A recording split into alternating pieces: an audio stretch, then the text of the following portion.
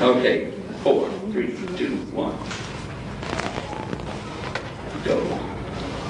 Bismillahirrahmanirrahim. You're listening to Today Islam, and we're broadcasting almost live all the way from the island of Curacao, just north of Venezuela.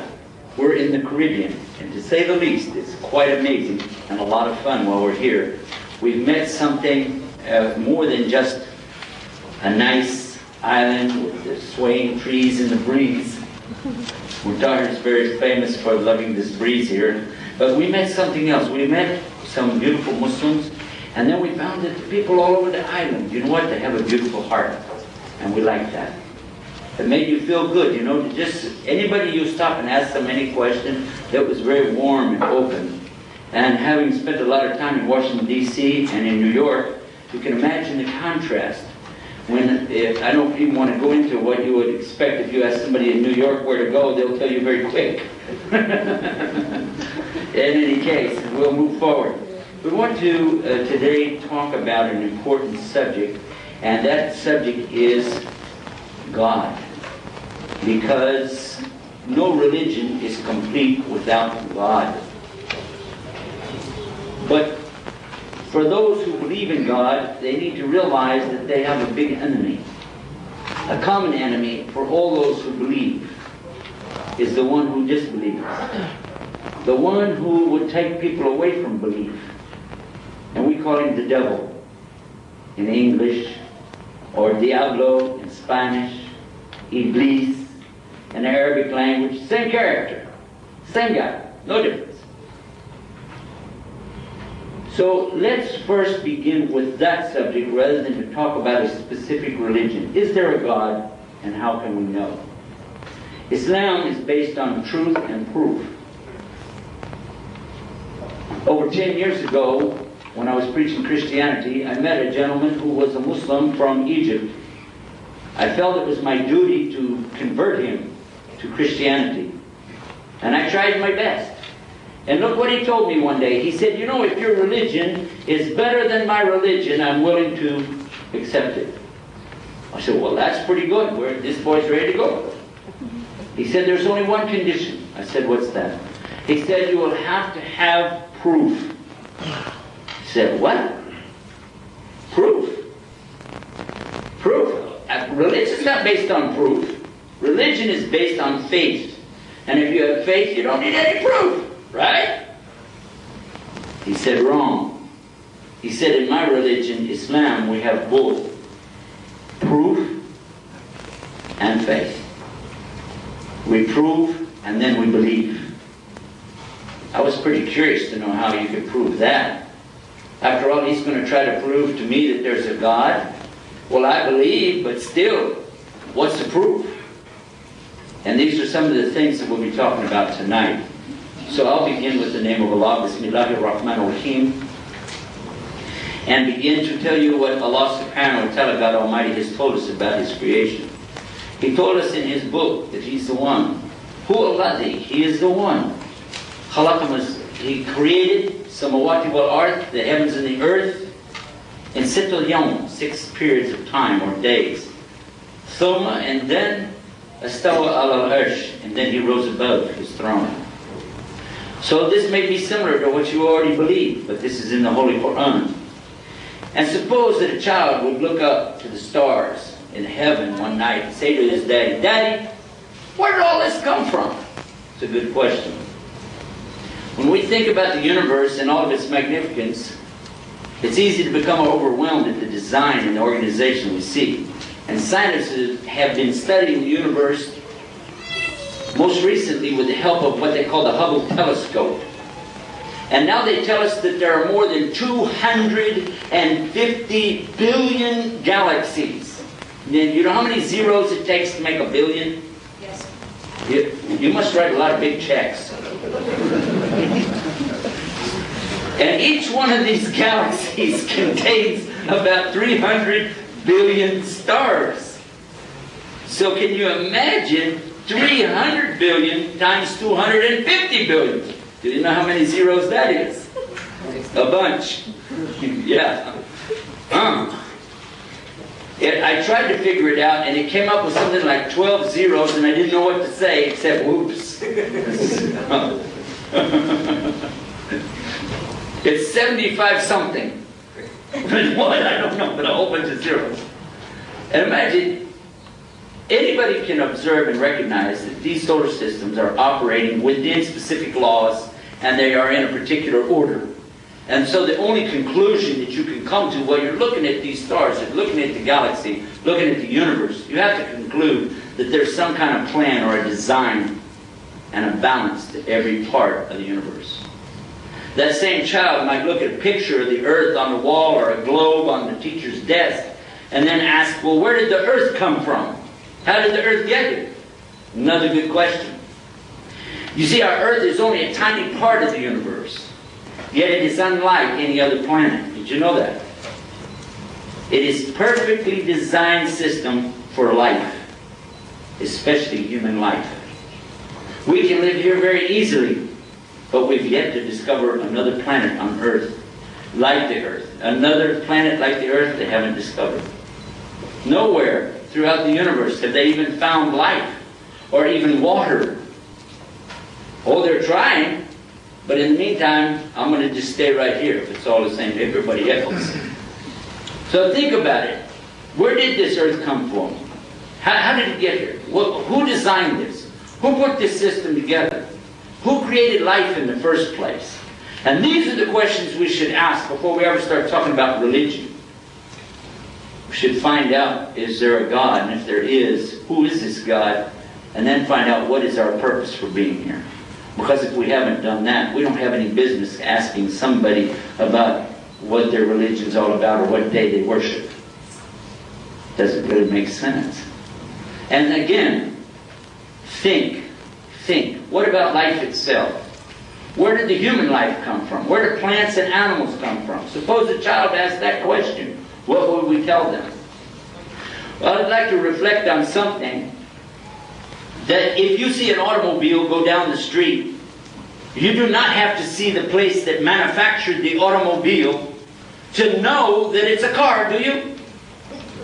Do you have to go watch them make it before you'll get in and drive it? No, of course not. Do you have to see a chef prepare the food before you eat it? No, they set it on the table, you assume it's food, you eat it. Yes? A map on the wall. You don't say, that's not a map, I didn't see anybody draw it. A painting. You say, I don't see anybody standing there with a brush and the palette and the little tam on the side of the head, so I don't believe that's a painting. It's just a bunch of stuff fell on that paper. You wouldn't believe that. So how could you look at the universe when you look up into the sky and your eyesight doesn't even come back? And you can't imagine who created such a thing. And you can look at yourself and realize, hey, this is a pretty amazing body I got here. I'm not talking about being on the beach. I'm talking about... This is not bikini night here. What I'm talking about is that suppose you cut yourself. If you cut the body, if you get a cut on there, how does it heal? How does that know how to come back together? The pieces come back together and heal, and in a few days you just have a mark, and a month later, just a little look, maybe some mark, and then a year later somebody asks you, you got cut pretty bad last year. You say, oh, I don't even remember where it was. People get burned on their fingertips.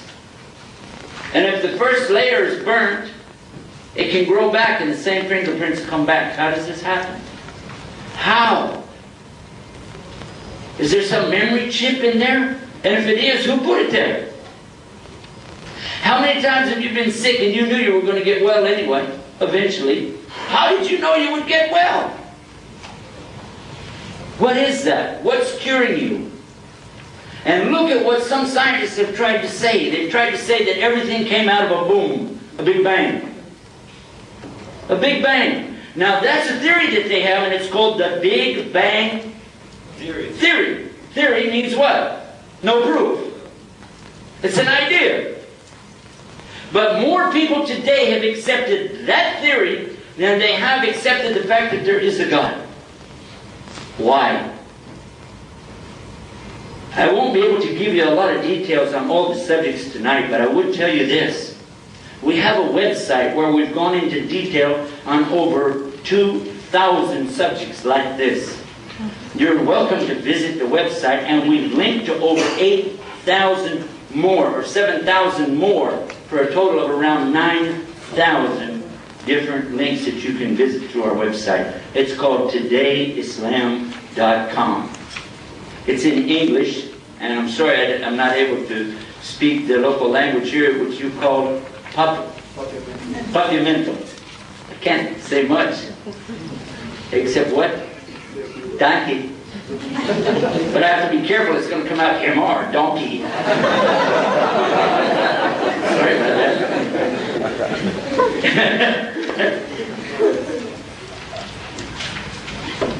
But the main thing that we want to think about is that for sure the scientists have some motivation. Somebody's funding that. Somebody's putting a lot of money into these scientific activities and their research to keep people believing that everything came out of a big boom, by accident, by chance. There's no God. And not only that, something very despicable is to say that a human being came out of a monkey. You say, well, what's wrong with saying something like that? I'll tell you why. Because that's exactly where racism will come from. That is exactly where people who have lighter colored skin will look at people with darker colored skin and say, you still haven't evolved. And that's what they did. At the time of Darwin, which was about 1859, people didn't have the ability to research and know the things that we know in science today. But the scientists have been able to prove beyond a shadow of a doubt that what he theorized didn't work at all. Let me just touch on one of his issues and then you can see. When now keep in mind, he's a person from London where they hardly ever get any sunshine. And when they do, it's full of water. Because it rains a lot over there. The man never went anywhere, and he was an amateur naturalist, and he went around to the Galapagos Islands. While he was visiting from island to island, he noticed that the birds on the different islands had different shaped, what do you call it? Pico? Pico? Pico de gallo? Beaks. Some were pointy. And some were flat, and some were shaped with a curve so they could eat fruit. Each one of them had their beak adjusted to the environment that they lived in, and so he thought that that was some stage of evolution. But he forgot to take into consideration all these birds are alive at the same time. Whoops. Well, remember, he was only an amateur. And not only that, consider this as well. In 1998, in October, in our hometown of San Antonio, Texas, on the PBS channel, Public Broadcasting Service, they had a special talking about the weather phenomenon known as El Nino. And in this weather phenomenon, they give a long explanation of how it works and where it comes from and what it does to the environment. Just in passing, they said, the announcer said, it would be funny for Darwin to be here today to realize what just happened in the Galapagos Islands. He said whenever the El Nino came through, it changed the environment, it changed the way the plants were. Within 6 months, it was totally different on those islands. He said, and guess what? When the eggs hatched, the beaks of the birds were different so that they could eat what was there. If that's evolution, that's pretty fast, isn't it? Who did that? So there are many proofs. And then we can look at our own lives day after day after day and see how many times we've asked for something and it came back to us. How did we get this? We asked something to happen and it happened. How did that happen? You wanted somebody's phone number and then they just called you out of the clear blue. How does that come about? And if you say random chance, I want you to stop and think. That's just like saying the universe is a random chance. Is there such a thing as a random chance? I invite you to consider two things. First of all, take a water glass and walk outside to the cement and drop it. And see what happens to it. What will happen? That water glass, we'll take the water out first, I'll drink it. Then take it out there and drop it. What will happen? In a lot of little pieces? Or will it fall down and make 6 little tiny glasses, and they're all filled up with tea? Will it happen? Never. How many would you drop out here before they'll break and fall into just exactly 6 little glasses with nothing left over? What's the random chance? 0. Here's another one for you. A tornado comes through a junkyard, okay? And it whips around in the junkyard, and as it leaves, what's sitting behind is a brand new car sitting there with a motor running. And you're laughing at something that small, but you can look at the universe and say there's no God. La ilaha illallah. It's impossible. The only conclusion you have to say, there must be a God. There has to be a God. Because otherwise, how did we get our brain? And if you said, well, because this is part of evolution, because people used to be knuckle draggers walking like this, didn't have any smarts. But then over time they got smarter, the next group got smarter and smarter. Then I'm going to ask you a question. When you look back and see what the Romans were capable of doing 2,000 years ago, and what the Egyptians were capable of doing 5,000 years ago, and what the people of Iraq and Balad Hashem were capable of doing 10,000 years ago, and what the Chinese were capable of doing 15,000 years ago, and then look at us today and wonder why we're in such a bad shape. We can put a person on the moon, but we can't even be nice to our neighbor. Ask yourself if we're progressing. Are we? And I think not. The human being has a gift of intellect. It has another gift, a gift of emotion, heart. We're smart, we can figure things out, but sometimes we can override that smartness. Let me give you an example of that. Suppose we were to take a starving animal, like a dog or a cat, starving, and we put fresh meat in a bowl and set it in the middle of the room and then turn the animal loose. What will they do? You say, what's the question here? There's no question. The food's gone and so is the animal, right? Of course. That's what they will do. Will you do it 100 times? Will you eat it 100 times? Yes. 1,000 times, 1,000,000 times, it will always be yes. Because hungry animals eat food. That's what they do. But a human being, when you had children, and you saw them hungry, and you had food in front of you, but you preferred for your children, so you starved. You could have eaten the food, but you didn't. You gave it to them. Why? Because your heart overrode your mentality. Where did that heart come from? And what we know in Islam, it comes from God. That emotion that you have, the compassion that you have, the concern that you have, the love that you have in your heart comes from where? God gives it to you.